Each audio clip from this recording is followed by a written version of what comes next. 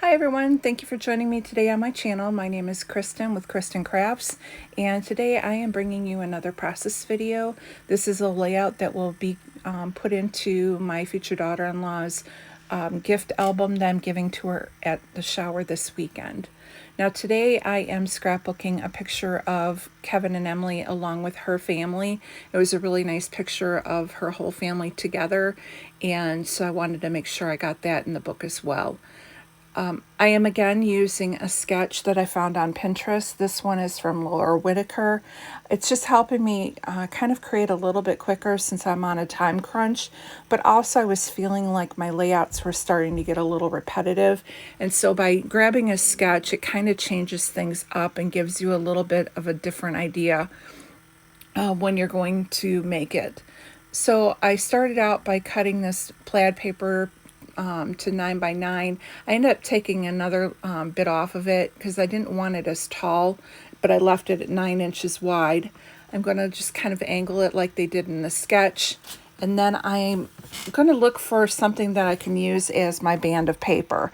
I didn't like anything that I had pulled out, and I really did not want to cut up that magnolia paper that I had put with it.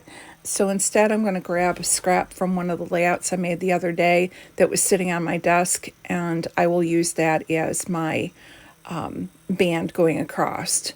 So here's where I'm just going to cut a 2-inch band, and then I'll cut a little bit off because in the sketch it doesn't go all the way across. So I'm just kind of measuring it here, and then I think I take about an inch or so off. I just eyeball it. Now in the sketch, they have, Laura Whitaker has several different layers within that band, and then she even has a border strip, a scallop on there. I didn't do that this time, again, because of the amount of time I have.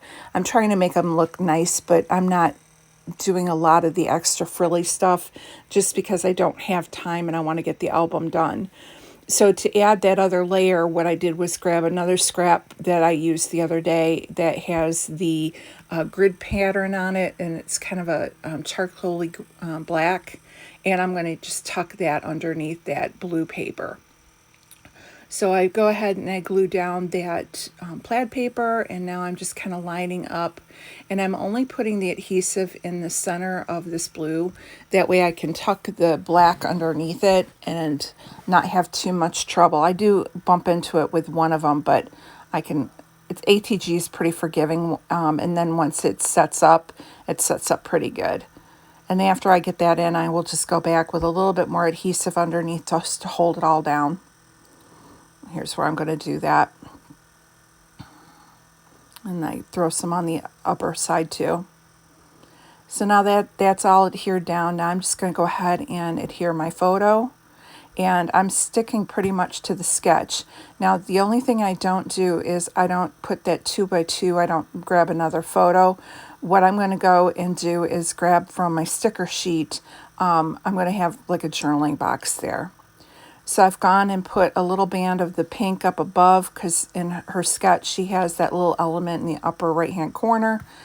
And now I'm just going to the Project Pad sticker sheets. These are very thin, but for this layout I didn't have a lot of layers in here, and so it worked out pretty good. Now to make this journaling box stand off the back, I did mat it with that navy blue paper. And again, I'm going to put it basically where Laura had it in her sketch. And now when I give it to my daughter-in-law, she can then go and write the story about what they were doing that day. From the sticker sheet, I grabbed that green label and put that up above. Now in the sketch, it didn't call for a banner, but I liked how that banner was there. And the sketch had butterflies running up the right-hand side, which I'm not going to do, but I think that banner kind of gives that element that the butterflies would have had in the sketch. Now I'm going through and kind of looking for some flowers and things. So I grabbed the ball jar, put that to the left of the photo. I have that cluster of flowers in the bottom right-hand side. I grabbed that little wildflower and I have that kind of sticking out like it's draping around the jar. And then I'm going to grab another one. I'm going to put that up above by the journaling box. And again, it's kind of a wildflower type, so it kind of looks viney, like it's popping out from behind the journaling card. I grabbed the phrase sticker that says Making Memories. And then I'm going to grab one more that I put with the journaling box that will say, So Very Blessed. And I thought that was good to have with the photo of her family. Still felt like it was missing something, so I took this green branding strip that I had cut off, and I'm just going to tuck a little bit on the top and on the bottom to make it look like it's another layer underneath, and it just kind of separates the plaid from the floral background because they're same color tones. And I like that kind of gives it a little bit more definition and comes off the page. The last thing I'm going to do is I am going to grab my Nuvo drops, and I'm just going to pick out a green.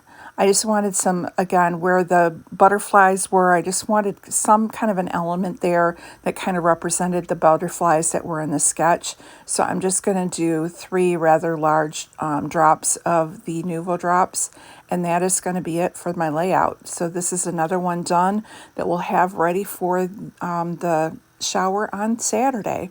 Now, if you can see, I'm kind of tapping the bottom of my layout. It was giving me those little peaks. So if you don't want those little peaks, if you kind of flick your finger underneath, it does help to spread it and calm those down. And as they dry, they should calm down and settle a little bit more. Here's some close-ups for you. I want to thank you so much for stopping by, and we will see you tomorrow with another process video. Have a great night.